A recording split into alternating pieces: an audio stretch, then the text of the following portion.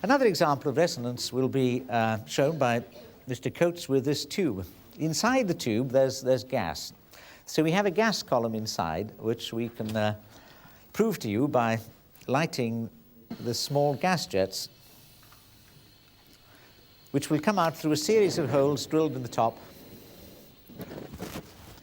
And there, everything is virtually static. The gas jet is just sitting quietly inside. Small amounts of gas are coming out, and the height of the flame indicates the pressure of the gas. Now, this column of gas is capable of vibrating in a longitudinal way, and we have arranged that we can set it going with various resonant frequencies by way of a loudspeaker that can be tuned and is placed at the end of the tube. So if we start off with a certain note, then you can see that now we have a longitudinal vibration with 1, 2, higher note, 1, 2, 3 waves, 1, 2, 3, 4, and a succession of waves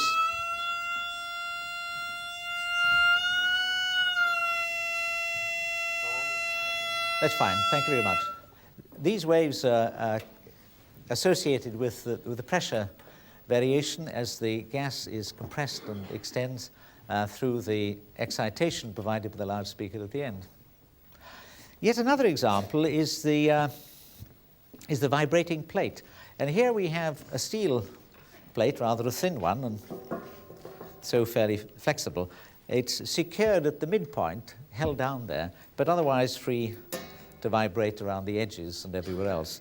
And at one edge, we have a little vibrator which can be controlled by an oscillator, which I'll now switch on.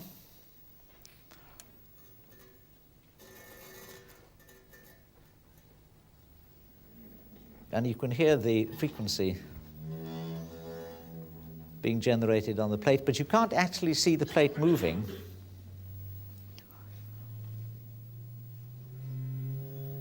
Even though you can hear the noise. Now, I'll try and get a large frequency set up here. I think we might be able to see that if I sprinkle some powder on the top. This light powder is very light indeed, and as the plate bounces up and down in various places, so the powder bounces with it, and gradually is bounced off the parts that are moving onto the parts that are still. Now, we can produce various patterns with this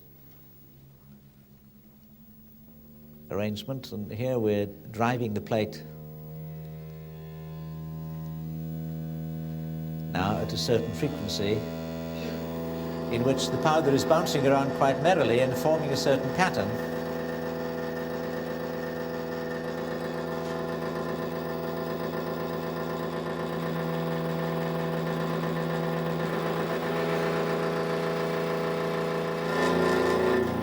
Accumulating on one side of the plate in that case.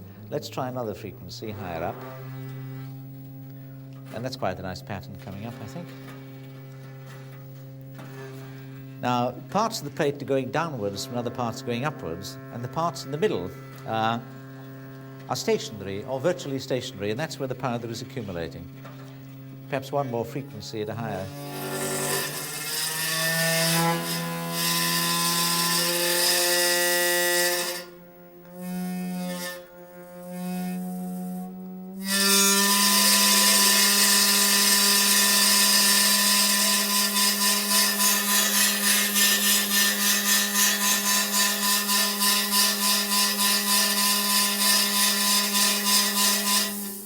And these patterns are displaying the very complicated mode shapes that arise if there's some external excitation taking place which coincides with the natural frequency in that particular mode.